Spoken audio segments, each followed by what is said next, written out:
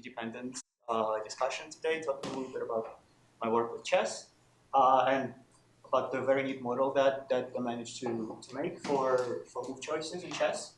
And to go over the big picture first, we seek to understand how knowledge is acquired and transmitted among humans and other animals. And a huge part of that is acquiring information from your peers, from your teachers, from your parents and siblings. And we usually call it social transmission, social learning. And there are some strategies and mechanisms that have been proposed that we will call transmission biases. And they include, for example, anti-conformity. So for example, this is me. I can see that the majority of the people are going to hang out in the reading room. So I acquire that variant preferentially and also go hang out in the reading room. Also, other things include prestige bias, in which a high status individual in population having some variant leads to other people preferentially acquiring it. And of course, success bias is choice of some behaviors that have been shown to lead to some sort of big payoff. We can call it the payoff bias. And I say that chess is a great system for measuring these and understanding these. And why is that? We have a huge community with a lot of sort of domain knowledge and a lot of materials created by the community for learning and transmission. There is a lot of precise records of behavior, especially with the help of computer, which are discrete and sort of analyzable directly with the code, and they span for a long history. Like we know about games from 1600, 1800. If we want to do something qualitative, these are Lewis chessmen found in Scotland in like 12th century. I would not recap the rules, but I think it's important to know how the game consists of. We start with the opening, in which people strive to quickly get into a good position. It proceeds towards the middle game, in which sort of human memory is no longer capable of remembering positions, and you have to calculate here and now on the board. And finally, the game is finished with a few pieces in the end game. And we will use some notation. Coordinates on the board are given they denote the destination move of the piece. I think that opening is the optimal way to study cultural transmission because the role of calculation is small, and at the same time, there is a lot of specific books and materials, and it's a separate field where you actually study for it before the game. And we thought a lot about it. I could categorize things that matter into these four broad bins. First is objective strength, which is the sort of objective evaluation of how likely the move is to lead to the win, especially if it's a player who studied it with a computer. They would be given a sort of evaluation. There is social context of the move, where people learn about the strengths of the move or choice through peers, teachers, mentors, and post-game analysis. Meta strategy, I tend to use this word to refer to stylistic changes over large periods of time, where several centuries ago, people considered the game to be about a different thing, maybe about chivalry or sort of being brave. And finally, each game has a psychological aspect. For example, current world champion Jun, she knows that in 6 months she'll play a specific person. So there is a huge amount of opportunity to target and study specifically for a specific person. To analyze this, we use this data set, which is sort of made for people to study what to learn in chess, which aggregates professional games and sort of does some sort of pre-cleaning. We'll restrict to 3 billion games in the last 40 years of professional skill rating. We use ELO to measure this, and we find still a decent amount of unique players per year at a high level. And we focus on tracking what moves people choose through time. So in this plot, the x-axis is the time, and the y-axis shows among all games in a year in that given position, what's going on with that, like what choices are people making in aggregate. And in the starting position, there's 4 more main preferred moves, and they all are pretty stable. As we go, suppose people made white player play d4, this blue thing. Suddenly for the response, there's clearly some sort of trend that's been changing, where at first knight f6 was preferred, but then somehow d5 got popular. And as we go very deep into the game, there is sort of magnificent sort of complexity with a lot of choices that people are making for a variety of reasons. And kind of my goal was to understand kind of why is this purple thing increasing and why is the rose pink decreasing. So we'll use the standard sort of Wright-Fisher approach in which players observe the games in previous years and choose the move to play among those options. So Dirichlet multinomial is a compound distribution that models this choice. So xt plus 1 are choices in the current year. There's n plus mt of them, and at is the literal count of the games in the previous year. And the random choice setup here would be where these alphas are exactly the counts of games in the previous year. However, we can complicate this and say that people observe moves in the previous year, but they don't choose it randomly, they choose it with some adjustments. And the first adjustment, we can introduce the frequency-dependent bias, which is adjustment based on the current frequency of the move.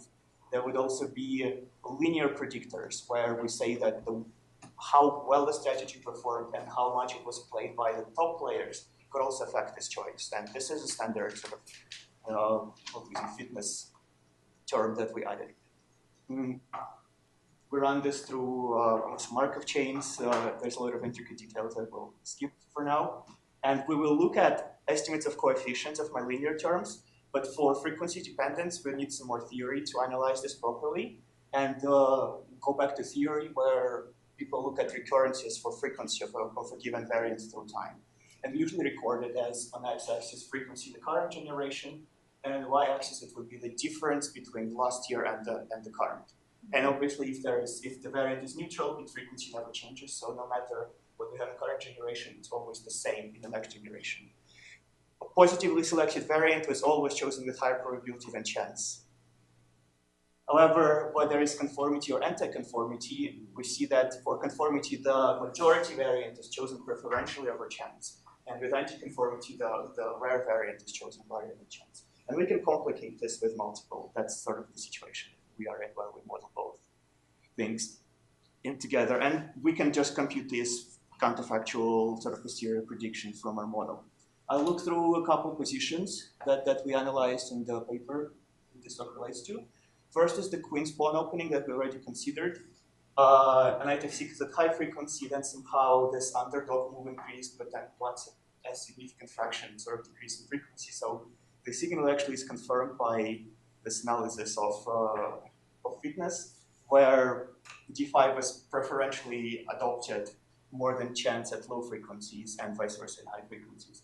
And this is a very interesting thing where you see that the natural range of data for knight f6 is only like something about 50%. So I actually look at interpret this curve as the signal of anti-conformity, because we never observed knight f6 be so rare. Another position is the Caro-Kann, which is a bit further into the game tree, and somehow e5 is increasing in frequency and e captures d5 is decreasing. And we found that this could be due to success bias. So our linear coefficient for the win rate in previous year is positively correlated. So players who play this move were losing in previous year and therefore started playing it less and less. And an interesting kind of compound effect is that there is still negative frequency dependence and anti-conformity. So kind of both factors play a role in this dynamic, whereas it's like not immediately being lost. It's just slightly decreasing. It's maybe maintained sort of by the balance of these two effects. And some other things we can say nothing about. My signal about E5 just says it's just positive fitness. None of the social biases really play a role, so it could be something extraneous, like we decided about objective training, those stylistic preferences that decide to do this. And finally, this plot with a lot of stuff going on. Let's focus on this increase in the recent years of the move HT. And the only coefficient that was significant is actually the win rate by the elite players. So we say that prestige bias determines this increase, where people observe ultra-elite tournaments that are the most widely announced and televised and commentated on Twitch and YouTube. Currently nowadays, maybe not at the time. But yeah, but currently, and this sort of seems to be the driver. However, even without frequency-dependent effects, sort of the effect of prestige bias, there is some other ideas. We think that A lot of new engine suggestions for kind of promoting this move when people study this position with supercomputers. So there's still uniform positive fitness even after this prestige bias is sort of controlled for. So to sum up, we can incorporate multiple biases for any specific chess strategy, and we get completely different results, even for different moves in the same position, which shows just like how rich the system is to study and how complex it is. And a lot of these things, like all of the results I covered, we cross-reference them with like chess literature or like publications or blog posts. And there's some more work. You can ask me. We worked a little bit on the effective population size of this model, and we're looking into sort of, my dream is to transition this to understanding learning rather than just transmission. And this will require both large-scale, bigger event studies. Obviously, this is only pro players, and studying maybe how individuals and aggregate change their behavior as they progress. I want to say thanks to Noel Rosenberg, Mark Feldman, and all of the people in our sort of big floor at Stanford for a great environment. And yeah, I invite you to read the paper and visit my website where I post some photos sometimes from this place. Thank you.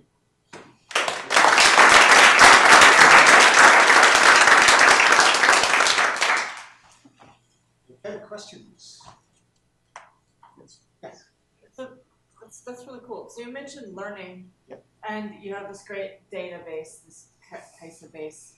Can you use your models plus this data plus those insights to ask, like, is chess actually getting harder with time? Like, if we put a current player against a professional player from 20 years ago, we have some knowledge from this or otherwise that the current player is just likely to win. I think to answer this, I would not have I probably could produce some answer, but without much confidence, because we're looking at the starting game, and how good the player is would be measured by the outcome of the game, Sure. which is sometimes not really connected. You but can measure the strength of position you get to it. Yes, but you can make these comparisons by just looking at what the individual plays and sort of what I can create a portrait of the best chess player today, and I can obviously sort of with their choices that this individual data is something that's very interesting. Yeah, that compare, and obviously a lot of summary statistics could be done with that as well, where we actually see an online chess stable decrease, high-rated players keep losing more and more over time because chess, again, because of there's a lot of dynamics even on the level of summary statistics that would answer, I think, satisfyingly your question about looking at individual players. You mentioned so you are looking a little bit at how the engines score different moves.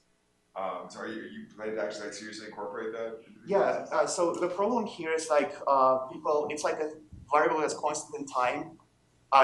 For modern engine, right? It's sort of still for these early positions. It's either not useful or sort of clear, so it was hard to incorporate it into the time series model. What we're doing now, I have 1,000 positions rather than 3, so you can actually do the sort of. You have a whole other axis of looking at all positions and looking at how they differ, how moves differ by position, right? The point of this model is dynamic, and here.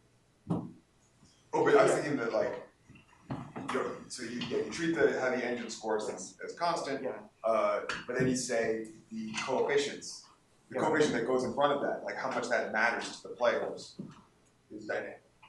Yeah. So we're planning to do that. That's I think originally this was a pilot study. Now we will have more positions where it would be hard to say for 15 moves and 3 positions to do this. And now we're actually doing something like that. So, really cool project. If a player reads your paper and then starts looking at the moves and saying, okay, I'm not going to take this one because this is only prestige, but this is prestige and selection, so I'm going to adopt that. What type of learning would that be? That would actually, I would say now the social context of the move includes looking at a database of what's been played in the last year. That would were they aware of the biases? That's very meta. Yeah, that would be. But now it's out there. Something now. Yeah, now it's out there. Now some some Bay Area parents are messaging Mark saying their kid plays chess. Can you please use your paper to train? One day I came to the lab and he said, I just had a meeting with his parents who want to use this to improve their kids. So we should maybe ask them what the motivation is. So I have a question about the comparison with the game of Go. Oh, Because yeah. AlphaGo, right, started beating players a few years ago, and what I found very interesting is that it turns out that it actually did change the game of future players. Like, players started adapting their game and learning from strategies that they noticed from the artificial intelligence. So it actually contributed new strategies to the game. So I wonder if, since computers, a lot of people play with computers now, has that actually given rise to new strategies? That definitely did, and that's kind of partly the point where it's you can argue how it affected, maybe just sped up our ability to individually learn. Maybe it sped up our it could have sped up various different knobs in the learning process. But definitely, like this HD move, like I cross references with the book about AlphaZero's play, where it's like they have a chapter on this move and there, which was suggested by these AI players. I mean, they have a pattern which this move is a representative of, but definitely. I think chess players were like very receptive. Oh, do you want to start? Oh, you should start with this one. You will be told. Oh, okay. That's right. Yeah, I was going to make this Okay, but just to finish it, chess players were much more receptive to this, and it's much easier. Like, it's now a staple of professionals. Whereas in Go, people, I think, like, were originally like less eager to adopt it as a daily training thing. I think it's just the search space is much smaller. But this was inspired by a paper on Go, so yeah, there's some things. Not some weird G4 and G5 moves have been playing now. Yeah. Never used to be. Yeah, there's a lot of that. Okay, thank you so much. Yeah, I think we should probably stop there. So thank you.